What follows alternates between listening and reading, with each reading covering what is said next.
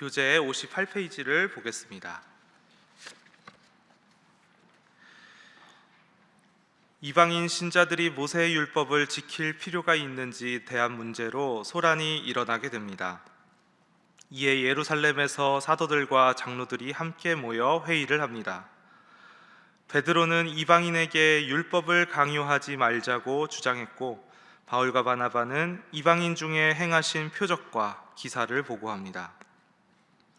이에 야고보는 이방인 신자들에게 기본적인 규례만 지키도록 권고하는 결정을 제안합니다. 이후 예루살렘 회의에서 결정한 내용을 편지로 작성하여 이방 교회에 전달합니다. 또한 유다와 실라를 바울과 바나바와 함께 안디옥으로 보내 회의 결과를 알립니다. 이후 바울과 바나바는 다시 선교 여행을 계획하지만 마가를 두고 의견 차이로 갈라서게 되고 각자 다른 길로 선교 여행에 나섭니다.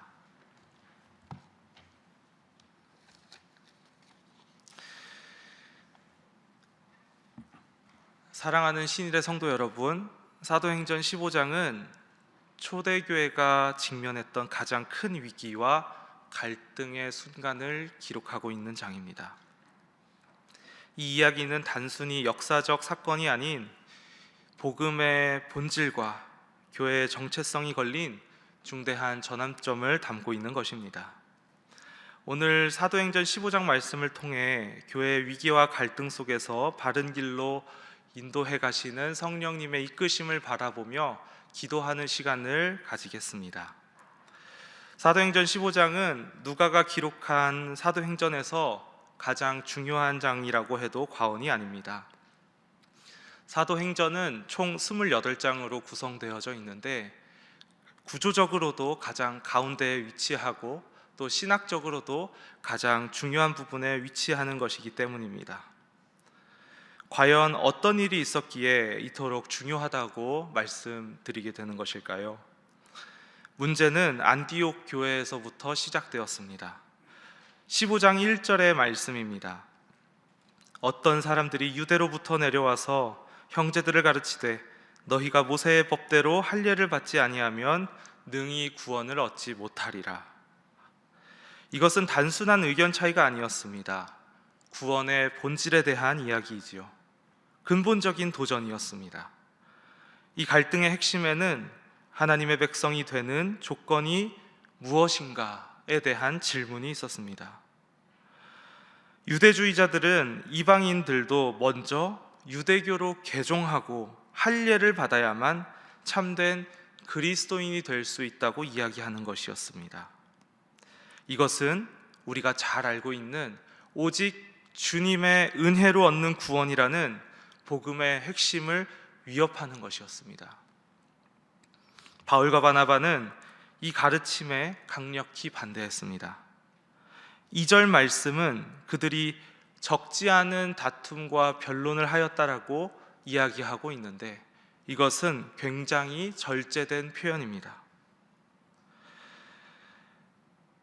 그저 유대인과 이방인 사이의 문화적 충돌이 아닌 교회가 직면한 가장 큰 도전이었기에 그들은 정말 싸울 수밖에 없었기 때문입니다. 이것은 구원이 어떻게 이루어지는가에 대한 근본적인 질문이었습니다. 은혜로만 충분한가? 아니면 율법을 지키는 것도 필요한가? 이방인들은 유대인이 되어야만 그리스도인이 될 수 있는가에 대한 질문이었던 것이죠. 이 갈등은 결국 예루살렘 교회의 지도자들과 상의하기로 결정되었습니다. 예루살렘은 교회의 가장 중심에 서 있는 교회였기 때문입니다. 이것은 매우 지혜로운 선택이었습니다. 왜냐하면 이 문제는 개별교회의 차원을 넘어서는 것이었고 전체 교회의 일치된 결정이 필요했기 때문입니다.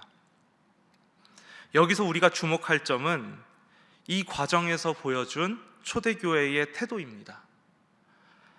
그들은 이 갈등을 피하거나 무시하지 않았습니다. 대신 정면으로 마주하고 함께 해결책을 찾고자 하였습니다. 이것은 오늘날 우리에게도 중요한 교훈을 줍니다.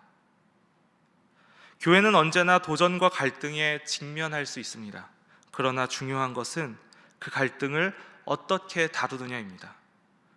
초대교회는 복음의 본질을 지키기 위해 담대하게 맞섰고 동시에 교회의 일치를 위해 지혜롭게 대처했습니다. 이 이야기는 우리에게 몇 가지 중요한 원칙을 가르쳐 주는 것 같습니다. 첫째, 복음의 본질적 진리는 타협할 수 없다라는 겁니다.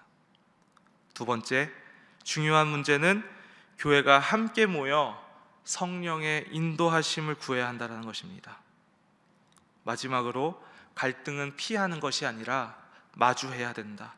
그리고 지혜롭게 다루어야 된다는 것입니다.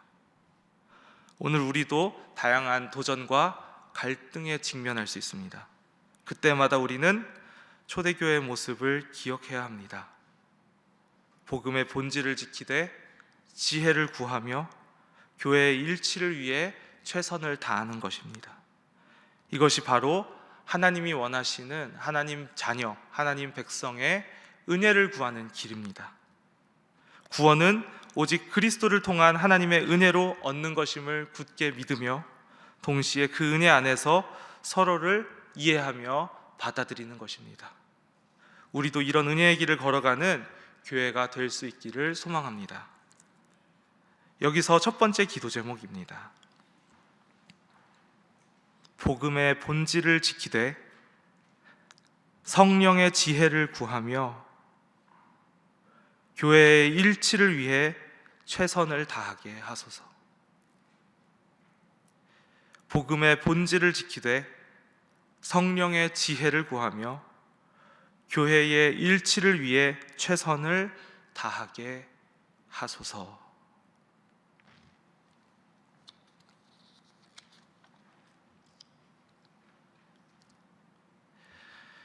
이어서 저는 예루살렘 공의회에서 보여준 초대교회 지도자들의 모습을 살펴보고자 합니다. 이들은 교회의 중대한 위기에 앞서서 어떻게 하나님의 은혜를 증거했을까요? 본문은 3명의 혹은 4명의 중요한 지도자가 차례로 발언하는 장면을 보여줍니다. 베드로, 바울과 바나바, 그리고 야고보입니다.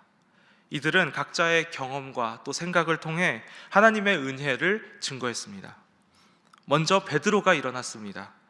그의 발언은 매우 중요했습니다. 왜냐하면 그는 예수님의 제자 중에 제자고 또 유대인 중에 유대인이었기 때문입니다. 그는 고넬료의 회심을, 이방인 고넬료의 회심을 직접 목격한 사람으로서 자신의 경험을 통해 하나님이 어떻게 이방인들에게도 동일한 은혜를 더하셨는지, 베푸셨는지를 증거했습니다.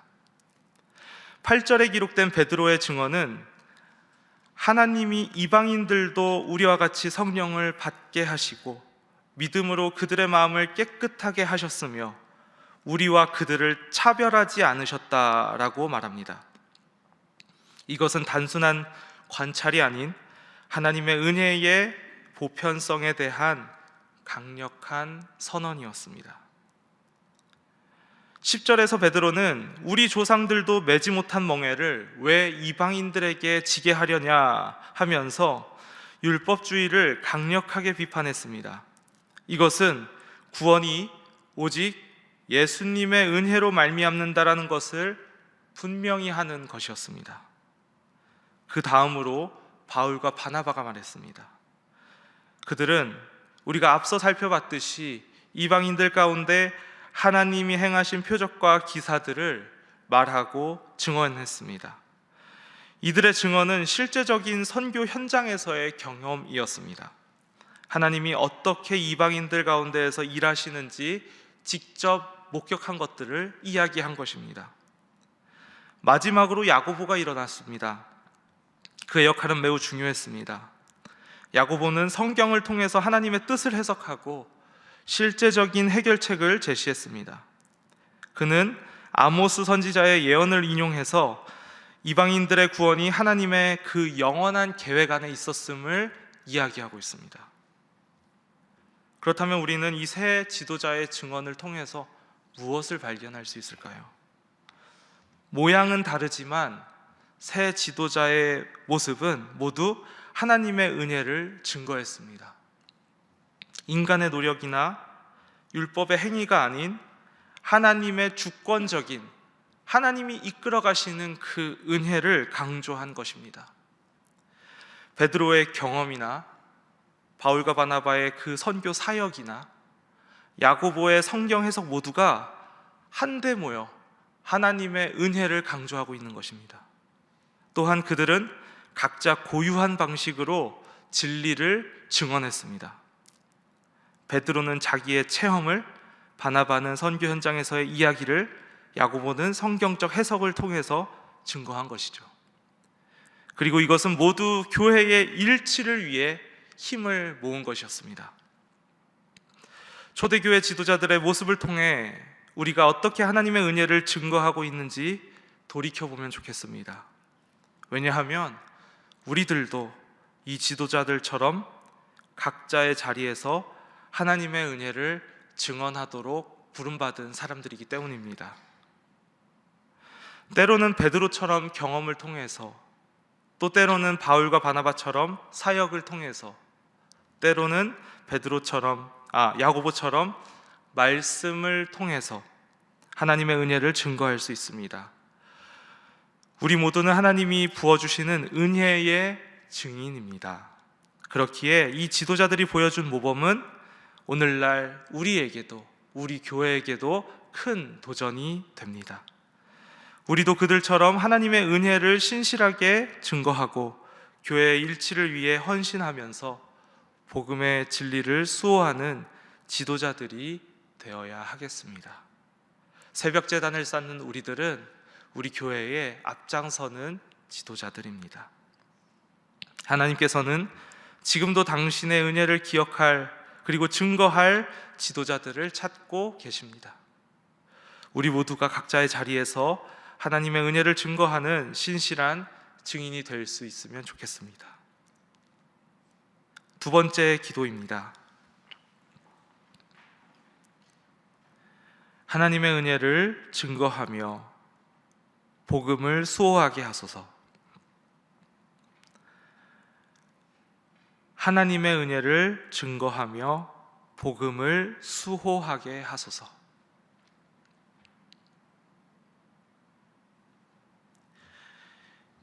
이제 예루살렘 공의회의 마지막 부분을 살펴보고자 합니다. 이 부분은 교회가 어떻게 성령의 인도하심으로 일치를 이루었는가를 보여줍니다.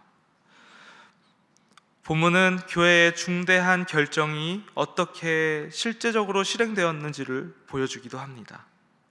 22절 말씀은 사도와 장로와 온 교회가 그 중에서 사람을 택하여 안디옥으로 보내기를 결정했다라고 기록합니다. 이것은 단순한 결정이 아닌 성령의 이끄심 아래 이루어진 실천이었습니다. 주목할 것은 그들이 보낸 편지의 내용입니다. 이 편지의 내용은 그냥 단순한 행정적인 문서가 아니었습니다. 28절 말씀을 보면 편지의 내용 중에 성령과 우리는 이라는 말이 적혀 있는 것을 볼 수 있습니다. 이 편지는 성령의 인도하심을 인정하는 영적인 문서였던 것입니다.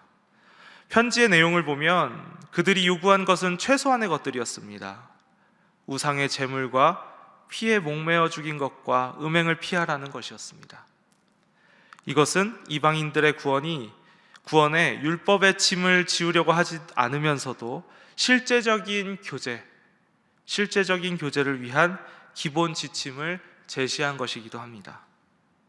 이처럼 예루살렘 교회는 복음의 그 본질을 지키면서도 교회의 일치를 이루고자 하였고 유대인과 이방인 모두를 배려했습니다. 그리고 모든 것은 성령님의 인도하심에 따라 진행되었습니다. 이 편지를 받은 안디옥 교회의 반응은 어떠한가요? 31절을 보니 이 편지를 읽고 그 위로한 말을 기뻐하였다라고 합니다. 이것은 이 결정이 단순한 타협이 아닌 모두가 기쁘게 받을 수 있는, 모두가 기쁘게 받아들일 수 있는 성령의 인도하심이었음을 보여줍니다. 이 모든 과정에서 우리는 성령께서 어떻게 교회를 인도하시는지를 볼 수 있습니다. 성령은 교회의 일치를 이루시되 사랑도 또 진리도 포기하지 않으시며 그 균형을 잃지 않게 하셨습니다. 사랑하는 신일의 성도 여러분, 오늘날 우리 교회도 많은 결정의 순간들을 맞이합니다. 그때마다 우리는 이 예루살렘 공의의 모습을 기억해야 합니다. 성령의 인도하심을 구하고 진리와 사랑의 균형을 지키며 계속된 노력으로 이어가는 저와 여러분이 될 수 있기를 소망합니다. 이것이 바로 하나님의 백성의 은혜를 향한 길입니다. 성령께서 인도하시는 길을 따라갈 때 우리는 진정한 교회의 일치를 경험할 수 있습니다. 우리 교회도 이런 은혜의 공동체가 되기를 주님의 이름으로 소망합니다. 여기서 세 번째 기도 제목입니다. 성령의 인도하심으로 진리와 사랑의 균형을 이루게 하소서. 성령의 인도하심으로 진리와 사랑의 균형을 이루게 하소서.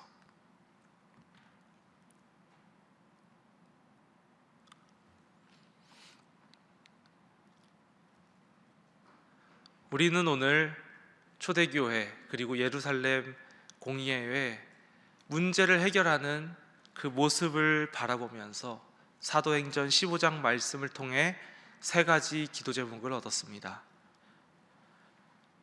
복음의 본질을 지키되, 첫 번째 기도 제목, 복음의 본질을 지키되 성령의 지혜를 구하며 교회의 일치를 위해 최선을 다하게 하소서.